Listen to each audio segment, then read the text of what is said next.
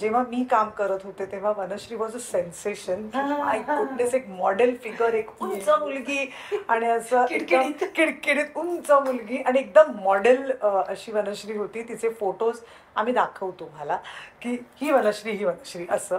पण Vanashree, acting to healer हा तुझा जो एक प्रवास आहे त्या प्रवासाविषयी थोडक्यात सांग, कारण त्याच्या पलीकडे तुझ्याकडे जे ज्ञान आहे ते मला असं वाटतं खूप मराठी लोकांपर्यंत पोचलं पाहिजे. कारण आपल्याकडे या गोष्टी कमी प्रमाणात माहिती आहेत, आपल्याकडे वेगळ्या गोष्टी माहिती आहेत, पण हा पण एक भाग आहे, हे आम्हाला पोचवायचं आहे.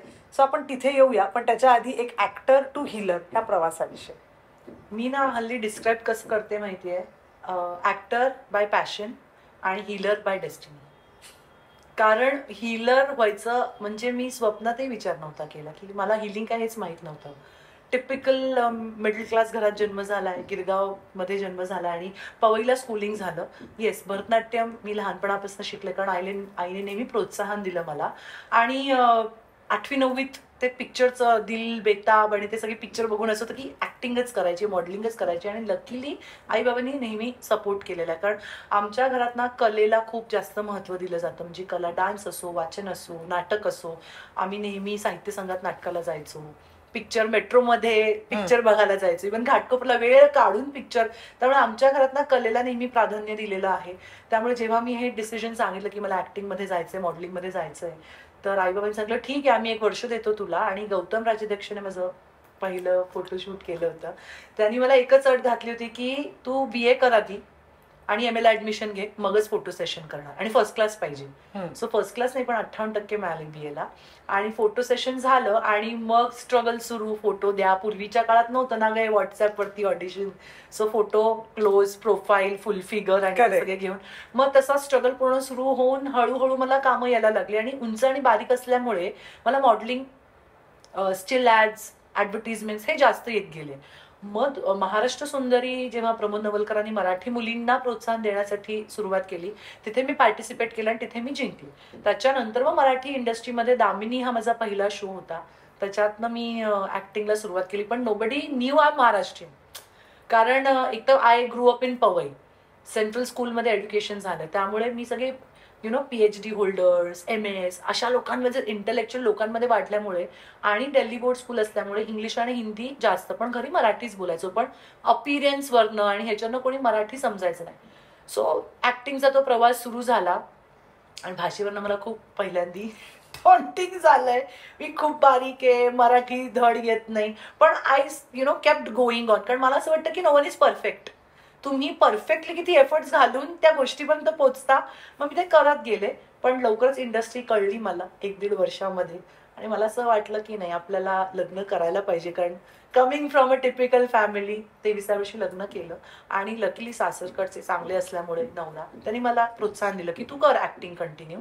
पण देन आईचं असं म्हणणं होतं की वेळेत सगळ्या गोष्टी झालेल्या बऱ्या असतात, तुला आज कळणार नाही, तुला वयाच्या 40व्या वर्षी कळेल. जे मला आता कळतंय, कारण माझी मुलगी आता 12वीत आहे. सो ती गणित, ते कॅल्क्युलेशन्स, म्हणजे आपल्याला असं वाटतं की की जुने विचार, जुन्या लोकांची जुनी मतं. पण मला आत्ता येऊन कळतं की का ते बरोबर होते, किंवा का त्यांचं जे म्हणणं होतं ते ऐकणं गरजेचं असतं, कारण त्याला आपल्याला अक्कल नसते. सो मग मला मुलगी झाली आणि मग सगळं छान चालू होतं. सिरियल्स, डेली सोप ते मी करतच होते. आणि नवरा IT मध्ये असल्यामुळे मी खूप आउट ऑफ इंडिया फिरायचे, आणि आईबाबांना फिरायची खूप आवड आहे. त्यामुळे अख्खं इंडिया लहानपणापासून पालथं घालणं हे सुरूच होतं. पण 2012ला असं घडलं ना की मला पोटात दुखायला लागलं आणि एक सर्जरी झाली अपेंडिक्सची.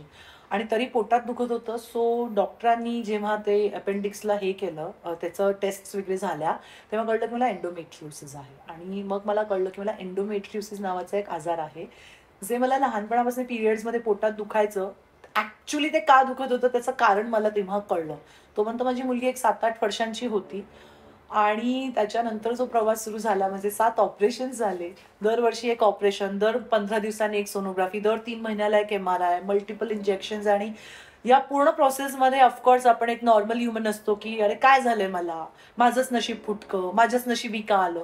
सो हे सगळं सुरू होतं. ॲक्टिंग पण सुरू होती. आणि त्याला नवरा माझा US ला होता, because he is in IT. So तो तिथे होता. म्हणजे मुलगी लहान होती, माझ्याकडे 24 तासाच्या बायका होत्या, कारण सगळं ते करणं म्हणजे तारेवरची कसरत होती. पण मला मी डिप्रेशनमध्ये जात होते. सो मला कुठेतरी ऍक्टिंग बंद नव्हती करायची, कारण तो एक असा प्लॅटफॉर्म होता की जिथून मी पॉझिटिव्हिटी घेत होते मला जगण्यासाठी. नाही तर मला असं होतं की मी काय करू.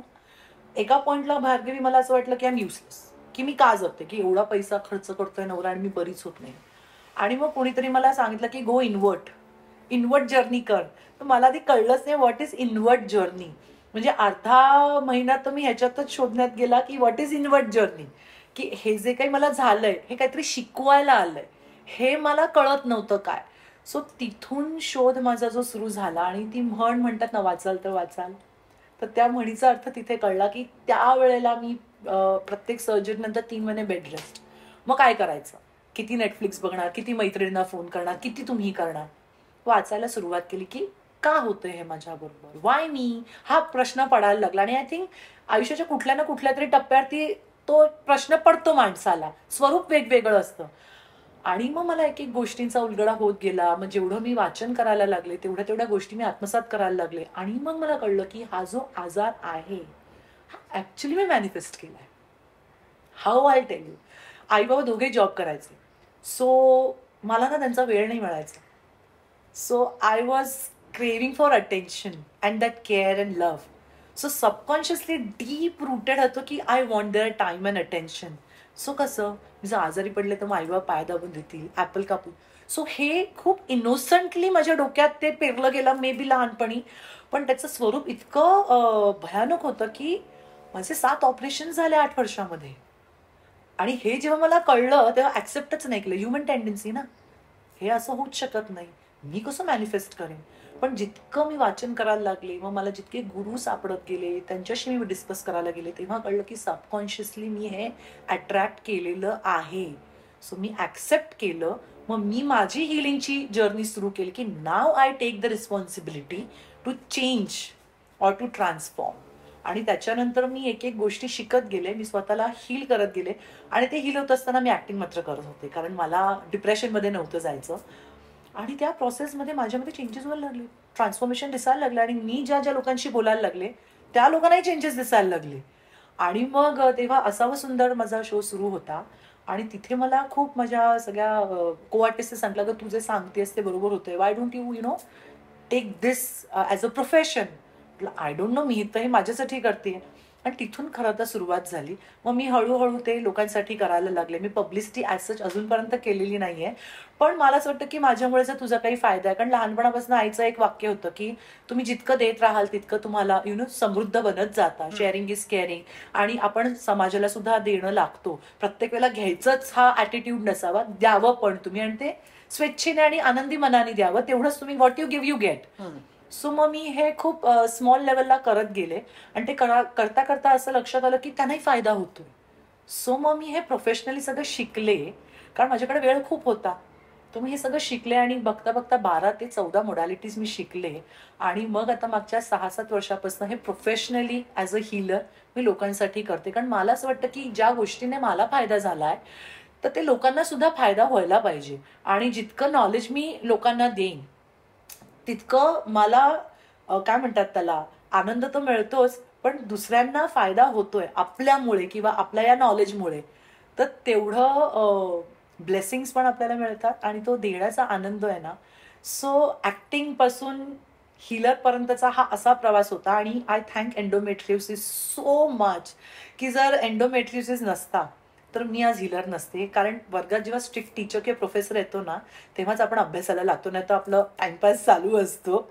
आणि आयुष्यात अशा काही घटना घडतात, जसं माझ्यासाठी एंडोमेट्रियोसिस होता, काही लोकांसाठी डिवोर्स असतो, काही लोकांसाठी फायनान्शियल क्रायसिस, काही लोकांसाठी सडन डेथ इन फॅमिली असतं. तर ह्या सगळ्या घटना आहेत ना भार्गवी, त्या तुम्हाला शिकवायला येतात. आता त्याच्यामध्ये 2 गोष्टी असतात. Choice you have to make. Either you can creep and cry or you can create. I choose to create.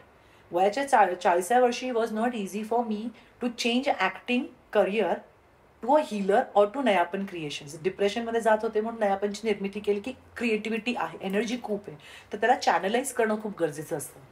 लोक काय करतात, एखादा असा आघात आला किंवा काही घडलं तर ते रडत बसतात. अरे यार बघा ना, माझ्याबरोबर असं झालं, मी काय करू. ॲक्सेप्ट करा, त्याच्यातनं तुम्ही काय क्रिएट करू शकता आणि ते चॉईसेस करा. I choose to be a healer. मी मला हील केलंय, समोरच्याला पण मी हील करू शकते जर तुम्ही विश्वास मला दिलात तर. आणि त्या एका भरोशावरती आज मागचे 6-7 वर्ष मी हिलिंग करते. And this is how I shifted from acting. मग 5 वर्ष मी ब्रेक घेतला होता ऍक्टिंगमधनं. कारण काय झालं की माझं वजन वाढलं. अँड ॲज यू नो इंडस्ट्रीमध्ये you have to be slim and train.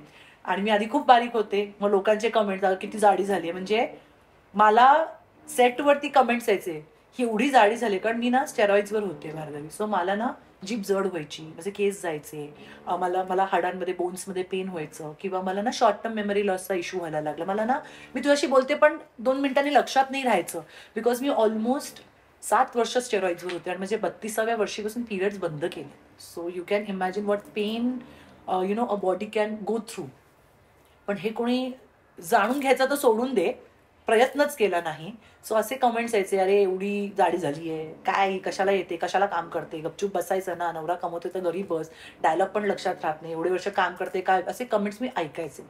त्याच्यापैकीच मग एकीला रिअलाइज झालं and she called me to say sorry after one of my Josh talk, की सॉरी एवढं सगळं चालू होतं मला माहित नव्हतं, पण तू मला नेहमी माझ्या घरी जेव्हा प्रॉब्लेम असायचे तू नेहमी मला सपोर्ट करायचीस. तर म्हटलं इट्स ओके, पण यू शुड नेव्हर जज any one, you know Bhargavi. कारण त्या व्यक्तीच्या लाईफमध्ये काय चाललंय हे फक्त त्या व्यक्तीला माहिती. मी का जाडी झाले, कोणाला जाडं किंवा कोणाला आवडत नाही, पण मुद्दाम बाय चॉईस जाडं नाही होत. त्या प्रोसेसमध्ये 32व्या वर्षीपासून पिरियड्स नाही आहेत, त्या बाईला काय त्रास होत असेल. It's very easy to pass a comment, यार क्या मोठी आहे क्या पतली आहे, you don't know her story. So मी रिक्वेस्ट करते लोकांना की तुम्ही नका जज करू. यू कॅनॉट जज a book by it's cover, because you don't know what is the story, what she is going through. पण मला ना आता स्पिरिच्युअलिटीमध्ये आल्यावरती जजमेंट्स आणि अझम्पशन्स, कोण काय विचार करतंय, आय रिअली डोंट केअर. कारण की त्यांच्या बोलण्याने माझं आयुष्य नाही होणार आहे. माझं आयुष्य माझ्या टर्म्स कंडिशनवरती आणि माझ्या आलेल्या सर्कमस्टॅन्सेस आणि सिच्युएशन्समध्ये मी काय चॉईस करते किंवा मी काय चूज करते. म्हणून मी ऍक्टिंगपासून लांब राहिले की बाबा मी जाडी झाली आहे, माझ्यामुळे रिटेक्स होत आहेत, माझ्यामुळे असा त्रास होतो, मी त्या पठडीत नाही फिट होते, तर माझ्यामुळे 100 लोकांचं अडायला नको, म्हणून मी स्वेच्छेने बाजूला झाले. पण म्हणतात ना अशक्य ही शक्य करतील स्वामी. स्वामींवरती काय सांगू, माझा प्रत्येक श्वास त्यांच्यासाठी आहे. त्यांनी परत 5 वर्षांनी मला आता जो मी शो करते पुण्या राजाची तू ग राणी, आपण समोरनं आला शो, आणि ते गुरुवारीच आला, गुरुवारीच सगळं झालं. आणि मग परत 5 वर्षांनी आता मी सुरुवात केली. तर मी नेहमी मजेत म्हणते की मी ऍक्टिंग सोडली पण ऍक्टिंगने मला सोडलं नाही. गौतमजी म्हणायचे की हा रंग आहे ना, हे व्यसन आहे, हे एकदा लावलं ना की ते मरेपर्यंत जाणार नाहीये. सो ऍक्टिंगने मला सोडलं नाही. मग मी म्हटलं की नाही, माझ्या नवऱ्याला म्हणाले की नाही, हे समोर न आलं म्हणजे ह्याच्या मागे परत काहीतरी स्वामींचं असणार, कारण त्यांनीच मला जर दूर केलं तेच मला परत आणतायत ऍक्टिंगच्या जवळ, तर I should not say no. मग जे होईल ते होईल. त्यामुळे आता ना मी बिनधास्त असते की माझ्यावरती किती संकट येऊ दे, काहीतरी शिकवायला आलात तुम्ही, खूप चांगलं होत असेल तर हे ब्लेसिंग्स आहेत. So I am not judgemental now. So this is how acting to healer, आणि परत हिलर आणि आता ऍक्टिंग हा प्रवास माझा असा सुरू झाला.